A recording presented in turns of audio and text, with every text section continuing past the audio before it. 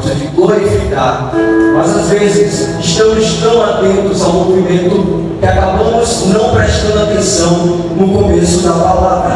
E por não prestar atenção no começo da palavra, logo não entendemos o final. Aí chega alguém e nos pergunta: o que você achou do culto? E respondemos: o culto foi uma bênção. E a pessoa pergunta: então o que você achou da palavra? E respondemos: a palavra eu não sei, só sei que o culto foi uma bênção. Não sabe porque não prestou atenção no começo da palavra. Por não prestar atenção no começo, logo não entendeu o que Deus queria falar. Por isso eu peço toda a atenção de vocês para mim neste momento. Olhem para mim, encarem nesta noite. Desde que hora acabamos de ler, essa sombra de dúvidas, uma das principais passagens bíblicas de maior relevância no cristianismo, sendo considerada primordial para a representação e a compreensão sobre a vida de Jesus Cristo. Apesar desse texto ter sido composto há quase 2000 anos atrás, essa mensagem se torna atemporal, se fazendo notório a cada geração que se passa, independente do seu contexto social ou cultural. O texto que acabamos de ler é com toda certeza um atrativo irresistível para todos aqueles que são apaixonados pelas Escrituras Sagradas, contendo informações indispensáveis sobre o arrebatamento da igreja. Jesus Cristo, em todo o seu ministério, sempre foi bastante claro e objetivo acerca de suas reais intenções nesta terra. Prova disto é que todo o contexto bíblico sempre girou em torno de 3 acontecimentos. Vou repetir para gerar mais ênfase. Prova disto é que todo o contexto bíblico sempre girou em torno de 3 acontecimentos. Primeiro, a aparição de Cristo. Segundo, a consumação de Cristo.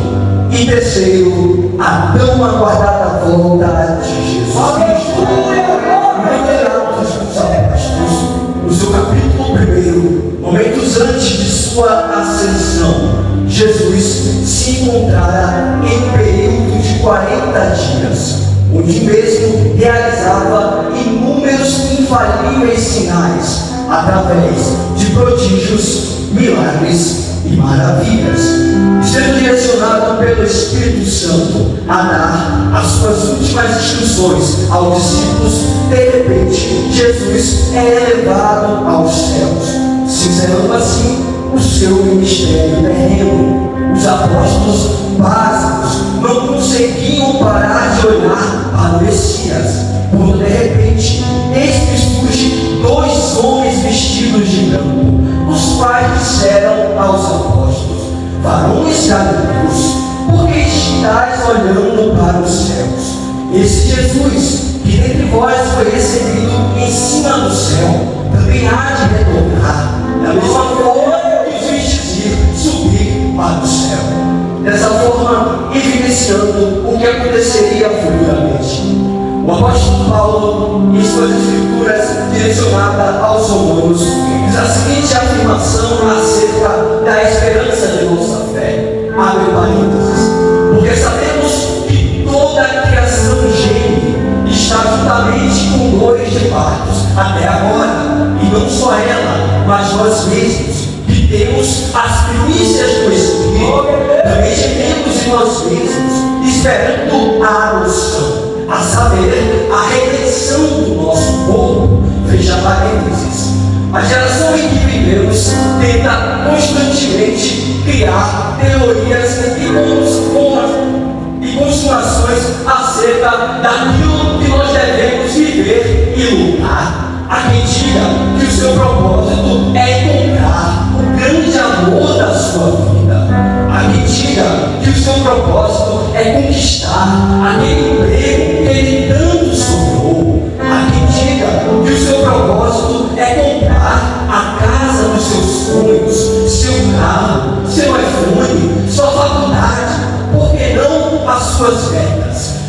só que foi lavado pelo sangue do Cordeiro, mas só que foi alcançado pelo Evangelho da graça e da cruz, mas só que foi impactado pela presença do Espírito Santo, sabe que o seu único e verdadeiro propósito é aguardar, almejar e desejar a tão esperada volta de Jesus Cristo, porque assim como o servo Jó, eu sei que o meu Redentor vive, em breve ele se levantará. Aleluia! É esse o propósito que nós devemos acreditar, é essa promessa que nós devemos esperar. Tudo nesta terra é passageiro, mas o verdadeiro alvo do crente é só, e é o céu, é o céu, é o céu, é o céu. Aleluia! Será que tem alguém aqui entendendo esta mensagem? Será que tem alguém que entendendo esta mensagem essa noite? Aleluia, glória a Deus. Eu estou sentindo a presença dele. Olha para cá. O contexto em que menciona o capítulo 25 nos apresenta características relevantes e profundas acerca do comportamento da igreja nos últimos tempos. Segundo os estudos da demografia, área da sociologia que estuda características da sociedade humana, a nossa geração atual, também conhecida como geração alfa, é denominada como a geração das aparências. Segundo o comportamento da nossa geração, nós vivemos em um meio que constantemente pessoas a todo momento lutam para tentar provar aquilo que elas nunca viveram. Pessoas que, por busca de aprovação social, criam falsos personagens, enganando a si mesmos, a fim de satisfazer os seus próprios desejos. Pessoas que amam postar fotos curtindo em festas e bailes, bebendo, mas que por dentro são infelizes. Pessoas que sempre amam comprar as roupas mais caras, as joias mais caras, os iPhones mais caros, as vestimentas mais caras, mas que não colocam uma comida dentro de casa. Pessoas que sempre amam fazer postagens de caridade, de boa conduta, de boa índole, mas que não respeita nem a mãe e o pai. Porque para essa geração, o que verdadeiramente importa é eu mostrar aquilo que eu tenho para poder definir aquilo que eu sou. Mas a palavra de Deus mostra totalmente ao contrário, porque aquilo que eu tenho não define quem eu sou, mas a minha essência que define aquilo que eu vou viver na presença do Espírito Santo. Aleluia, glória a Deus. Nunca foi sobre o que eu tenho, mas sim sobre o que eu carrego. Aleluia, eu estou sentindo a graça dele aqui nesta casa. Eu quero ver esse jovem ligado nesta noite. Hoje eu vim na intenção de adorar. Eu não vim na espetáculo, eu não vim na show, eu não vim assistir simplesmente machista. Hoje eu vim adorar. Então se tem jovem ligado aqui nesta noite, olha para o jovem mais pentecostal que está do seu lado e fala para ele o tema deste culto. Quero ver se vocês estão ligados nesta noite. Fala para ele o tema deste culto. Vamos lá. Ainda tem azeite na minha lamparina. Essa daí foi para mim, agora é para Jesus. Vamos lá. Ainda tem azeite na minha lamparina. Aleluia. Agora repita mais forte. Porque aquilo que eu tenho não determina o meu valor, mas aquilo que eu carrego é o que determina o que eu sou. Aleluia, glória a Deus. Eu estou sentindo a presença dele aqui nesta casa. Eu estou sentindo o mover dele aqui nesta casa. Talvez veio aqui pensando, ia ser só mais um encontro, ia ser só mais um culto, ia só marcar a presença do pastor líderes ver, do pastor ver, mas não. Hoje o Senhor está dizendo, hoje eu vou encontrar com você, hoje eu vou te transformar, hoje eu vou te curar, hoje eu vou te batizar, hoje eu vou colocar o azeite preservado do lado de Deus.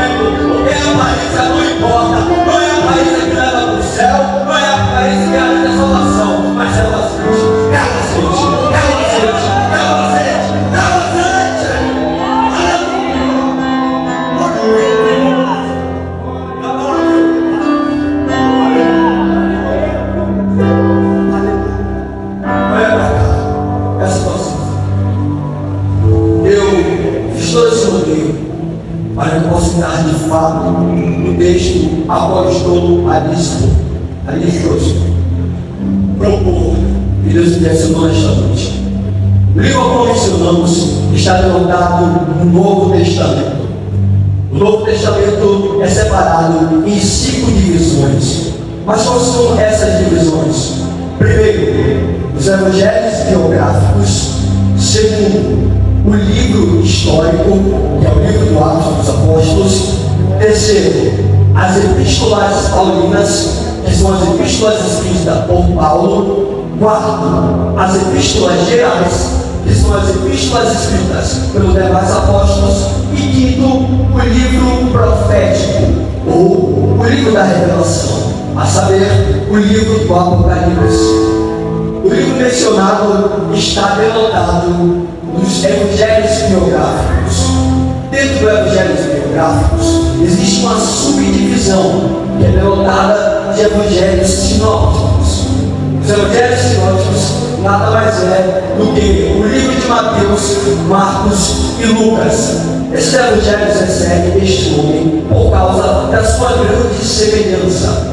Prova disto é que ao ler esses 3 evangelhos se tem uma leve impressão de que você está repetindo o mesmo livro. Por isso, este nome, os evangelhos sinópticos. O livro que eu mencionei é o livro de Mateus. A palavra Mateus no hebraico significa dádiva de Deus.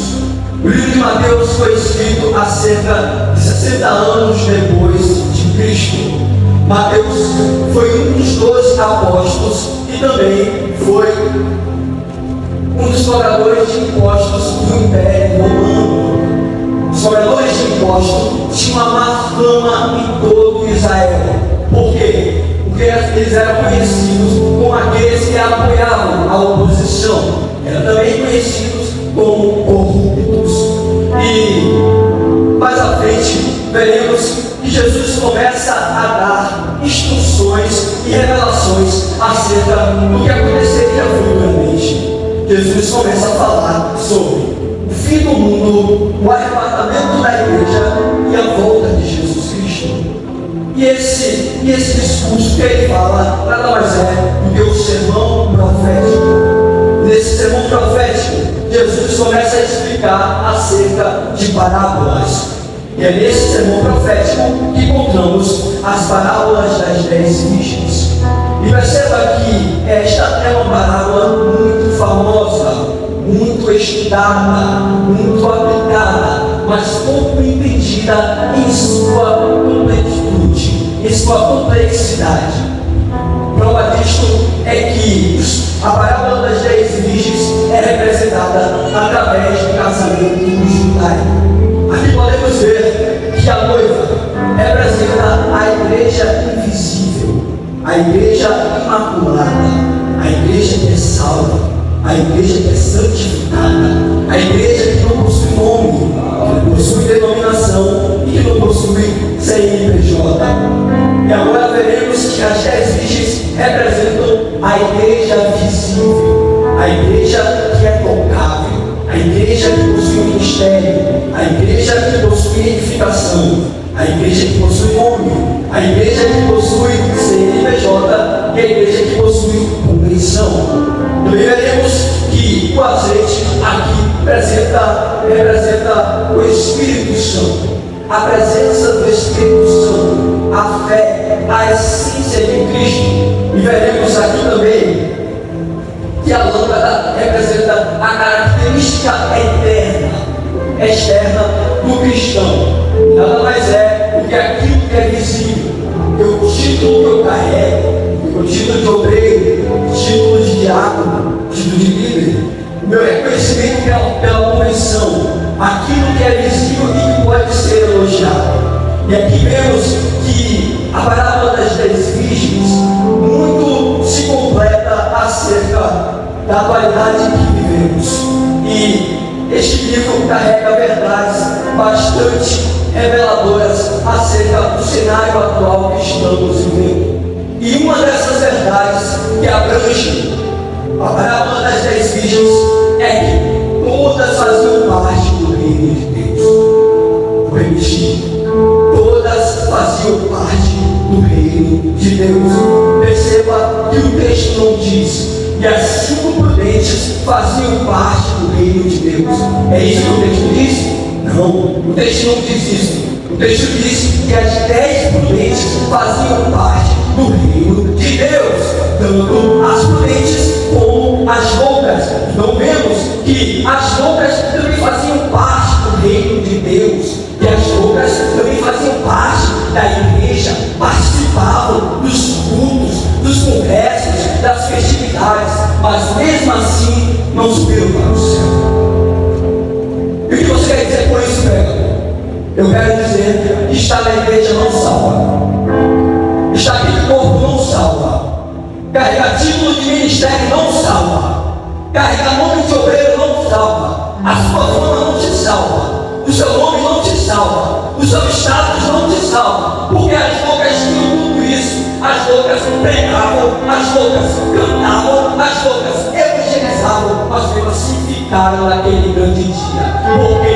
Porque elas não tinham o mais importante. Elas até tinham a aparência, elas até tinham terno e gravata, que eu estou aqui nesta noite, elas até tinham saia longa, tinham vestimentas bonitas, tinham título, tinham status, mas não tinham o mais importante, o azeite preservado do lado de dentro. Porque não importa ter aparência, não importa ter uma boa fama na sociedade, o que importa é aquilo que eu carrego do lado de dentro, é aquilo que eu vivo no secreto, é aquilo que eu cultivo no secreto com Deus. Por isso, nesta noite, preserve o azeite da lamparina, preserve o azeite da lamparina.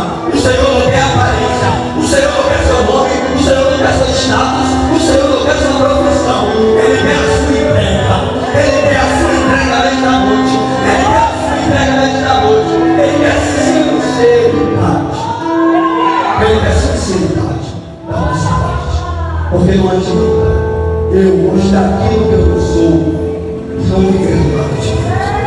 Não adianta eu querer mostrar a aparência para agradar meu líder, meu pastor, e sei lá o que mais está aqui. O que importa é aquilo que eu carrego do lado de Deus. E perceba aqui uma verdade muito importante, que muitos passam desapercebidos, é que todas as virgens tinham lâmpadas. Vou repetir, todas as virgens tinham lâmpadas. Perceba que o texto não diz que só as prudentes tinham lâmpadas, mas o texto faz questão de dizer que tanto as prudentes como as loucas também tinham lâmpadas. Então vemos aqui que a lâmpada não é garantia de ir para o céu, a lâmpada não é garantia da salvação. As loucas estavam esperando a volta de Jesus Cristo, mas mesmo assim ficaram. Por quê? Porque ela tinha lâmpada, mas não tinha azeite. Ela tinha aparência, mas não tinha essência. Ela tinha aquilo que podemos ver, mas ela não tinha aquilo que só existe no lado de dentro. Por isso, nesta noite, cultive a essência, cultive o azeite na sua vida, cultive aquilo que ninguém pode tirar. As pessoas podem te criticar, podem te olhar de cara feia, podem dar nada por você, pode dizer aquele não tem mais jeito, aquele não tem valor, aquele está esquecido pela sociedade, mas o Senhor está dizendo: eu não me importo com isso, eu não me importo com o que você mostra, eu me importo com o que você carrega, eu me importo com o que você carrega a presença dele nesta noite. Aleluia! Sentir a presença dele aqui, sentir a presença dele aqui neste lugar. Aleluia! E olha o que o texto diz.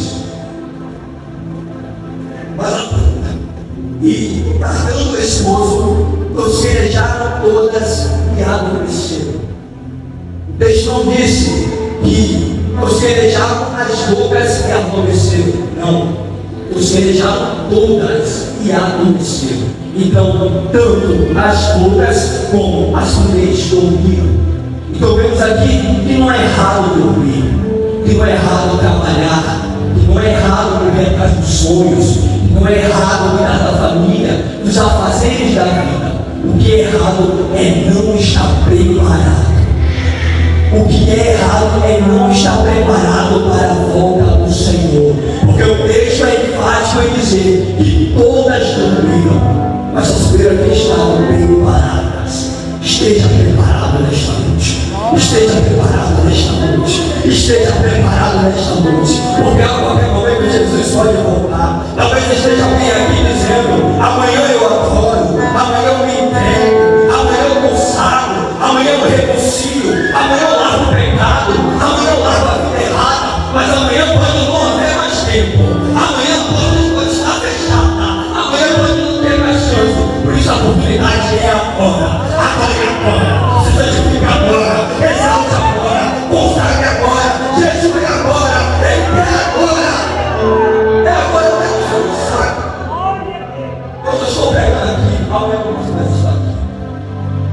E o que terá a minha alma para o Senhor? O que terá a minha alma para Deus? Porque deve fazer de lado.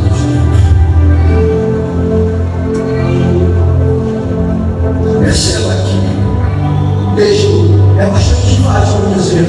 E olha a afirmativa que o texto diz no versículo 8: e as bocas disseram às frentes: dai-nos o vosso azeite, porque as nossas lâmpadas se apagam, ou estão se apagando.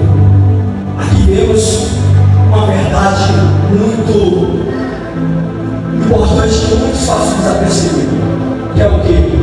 Que as bocas ainda tinham azeite. As bocas ainda tinham azeite. Você não aqui o texto, você viu no texto. O texto não disse. O texto não disse: dai-nos vosso azeite, porque as nossas lâmpadas se apagaram, ou porque as nossas lâmpadas estão apagadas. Não.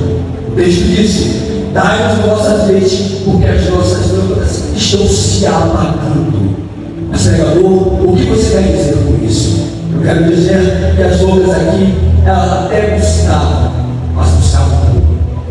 Elas até se santificavam, mas se santificavam pouco. Elas até tinham o Espírito Santo, mas a todo momento elas desagradavam a presença do Espírito. Elas até viviam em santidade, mas viviam em pouca entrega. Então perceba que elas tinham azeite ainda. E aqui nos mostra que não adianta ter pouco azeite. Não adianta ter pouca unção, ter pouca fé, porque o Senhor aqui nos dá uma igreja que está transbordada no azeite, está cheia do azeite. Por isso não adianta você ficar com pouco azeite, não adianta você ficar buscando pouco, se dedicando pouco, se consagrando pouco, adorando pouco, achando que já é o suficiente, que a sua entrada no céu já está garantida. Não, é preciso buscar muito, é preciso se identificar muito, é preciso adorar muito, porque ele vai vir buscar uma igreja que está transbordada no azeite. Por isso dê o seu melhor para Deus em todo o momento. Aquele dia e aquela hora ninguém sabe, mas só Deus que está sentado no trono de Deus. E perceba aqui, fala uma verdade bastante importante. Perceba que o título das bocas não a salvava. O título das bocas não garantiu a entrada delas para o céu. O título das bocas não garantiu a salvação delas.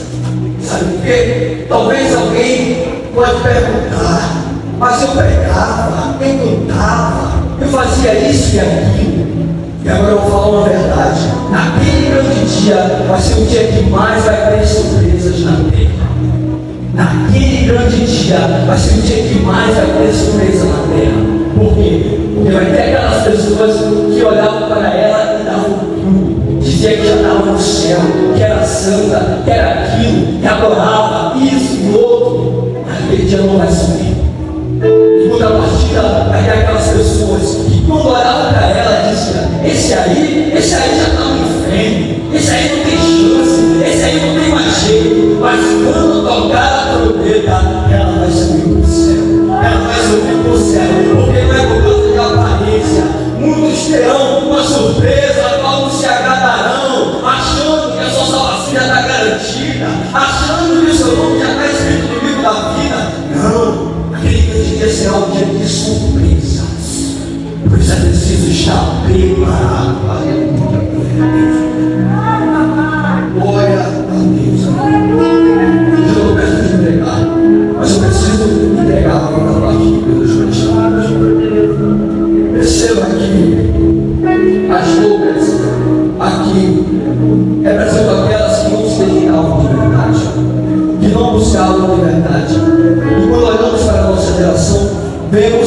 cenário se instalando em nosso meio. Vemos que as pessoas hoje em dia não valorizam mais as coisas do reino. As pessoas hoje em dia não valorizam a presença de Deus. Hoje não se ouve mais o batismo no Espírito Santo. Hoje não se ouve mais a busca por dons e línguas, esquecendo da essência, esquecendo daquilo que deve ser valorizado. Aleluia, glória a Deus. Muitas pessoas estão enganadas, achando que a presença de Deus morreu, mas a mesma presença que habitava antes continua habitando agora. A mesma glória que habitava antes continua habitando agora. Por isso é necessário você voltar à essência. É necessário você voltar à essência da adoração. Pode buscar o batismo com o Espírito Santo. Pode buscar os dons de línguas. Pode buscar os dons de interpretação. Eles não estão nossos, eles estão à nossa disposição. Mas é preciso buscar, é preciso se humilhar, é preciso descer na presença dele. Tem muitos de nosso meio que estão com o nariz em pé, achando que são bobão, achando que são mas Deus está dizendo: enquanto não se humilhar, eu não vou agir nesse meio. Enquanto não se humilhar, eu não vou agir nessa causa. Eu não vou libertar o oprimido, eu não vou salvar aquele que está enfermo, eu não vou curar aquele que precisa da cura. Mas é preciso se humilhar, é preciso reconhecer que o maior aqui é Ele, o grande aqui é Ele, e deve ser exaltado é Ele, o glorificado é Ele. Ele é o alvo, Ele é o outro, Ele é o princípio, Ele é o fim, Ele é a raiz do céu, Ele é o Deus cativo de Judá, Ele é a fonte Ele é a paz, Ele é o filho de Davi, Ele é aquele que voltará a restaurar o santo da lavada, o sangue do Cordeiro. É preciso reconhecer. O mundo diz: para você ganhar a vida, você tem que crescer. Mas a matemática com Deus é diferente. Com Ele, você tem que descer. E Deus tem que subir.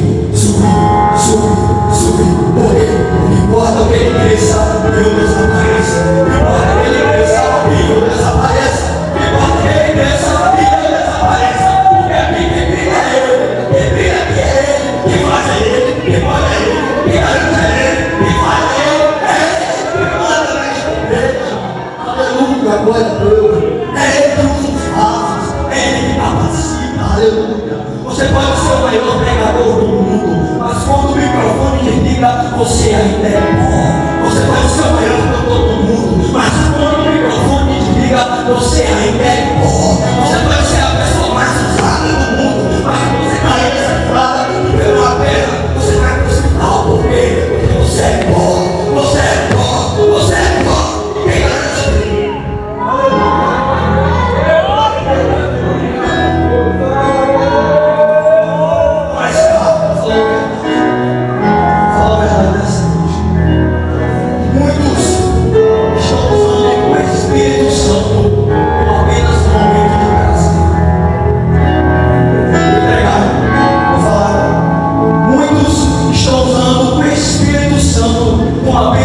Um momento de diversão.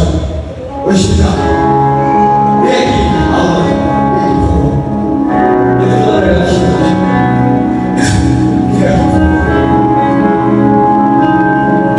Muitos não estão falando na presença do Espírito Santo. Eu vou dar um exemplo na prática. Chega o culto, a mocidade da graça e paz. Aí vem o jovem e vê: olha, esse ambiente é agora que você vai batizar pelo Espírito Santo. É agora que você chega à presença. É agora que você tem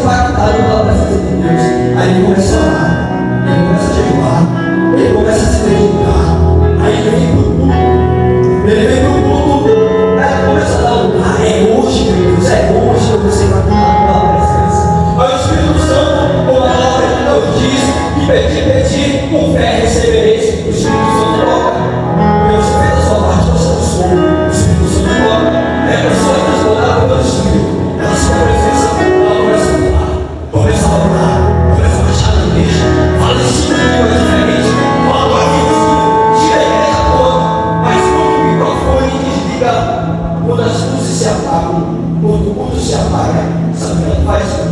Tchau, Espírito Santo. Eu passo o culto, eu te busco. Eu passo a festividade, eu te busco. O próximo congresso, eu te busco. Esse não é o batismo do Espírito Santo. Isso não é ser cheio do Espírito Santo. Sabe o que é ser cheio do Espírito Santo? Sabe o que é ser cheio do Espírito Santo? Aí eu chego no culto da graça e paz, culto de jovens. É hoje que eu vou tirar a presença, vou buscar, vou adorar. Aí Deus toca em mim, eu começo a sentir a presença. Eu pulo, rolo, marcho. Aí eu começo a sentir a presença também. Ele começa a ser transportado pelo Espírito Santo. Aí quando o culto apaga, as luzes se apagam e todo mundo vai para casa. Ele dá tchau? Não, ele não dá tchau. Ele diz: epa, você veio comigo, vai voltar comigo. Você veio comigo, vai voltar comigo. Porque o Espírito Santo é esse comigo. Você veio comigo, vai voltar comigo. E não vem adorando. Aí, passa o sábado, chega aqui segunda-feira, de trabalhar, de fazer o seu trabalho, de seus afazeres. Aí, Alan vai de carro, ele vai para o trabalho, ele vai no sinal, tudo de repente, bate uma moto no carro dele, quebra nada, foi eu, estraga o carro todo. Aí quando o Alan pensa em evitar e sair do carro, epa, é agora que eu vou pegar na porrada, é agora que eu vou dar o carro dele. Aí ele fala: Espírito Santo, já que eu estou sozinho, eu posso fazer isso? Mas o Espírito Santo diz: não, sou eu que te justifico, sou eu que te justifico, sou eu que falo você aqui comigo, sou eu que te justifico, sou eu que te justifico, aleluia. Aí chega outro dia, ele chega em casa, ele vai pegar no celular, aí vê a mensagem, aquela Jezabel, aquela mulher do mundo, aquela, você olha, a chega a começa a pegar e fala: o que isso aqui é claro, isso aqui é claro, isso aqui é parece não, isso aqui é claro, isso aqui é desenho.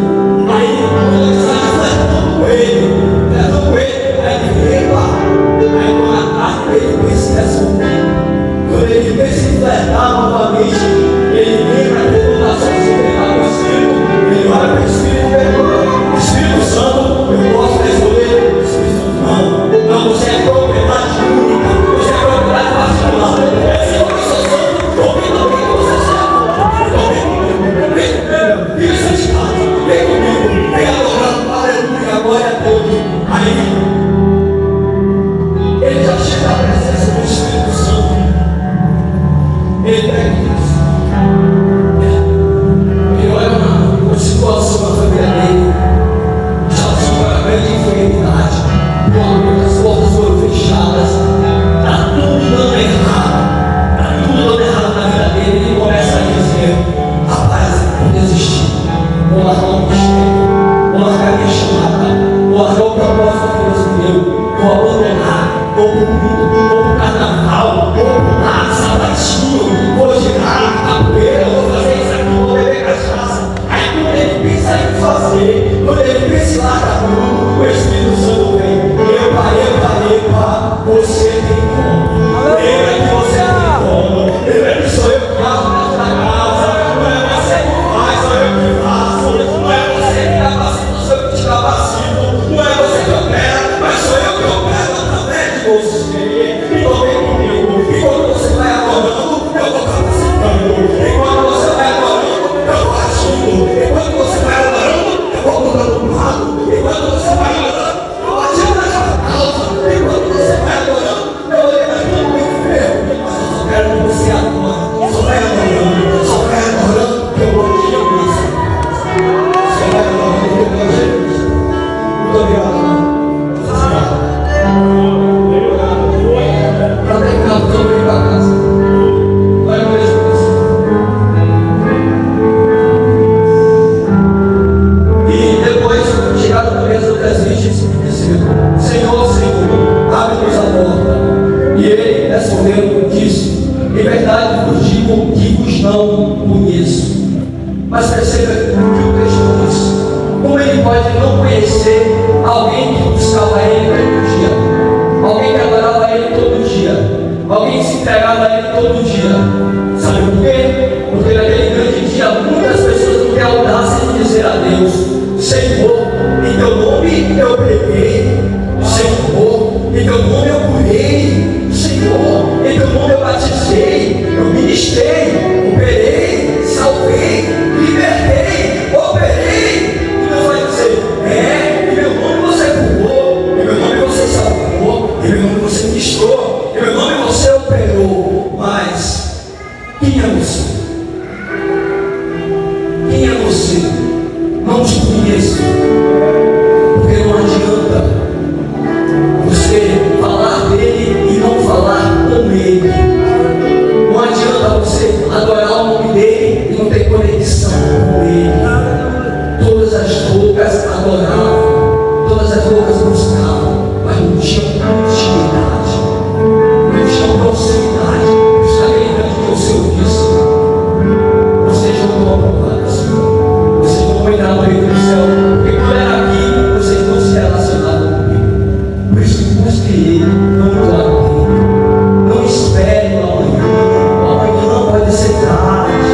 Busque hoje, se dedique hoje, glória a Deus.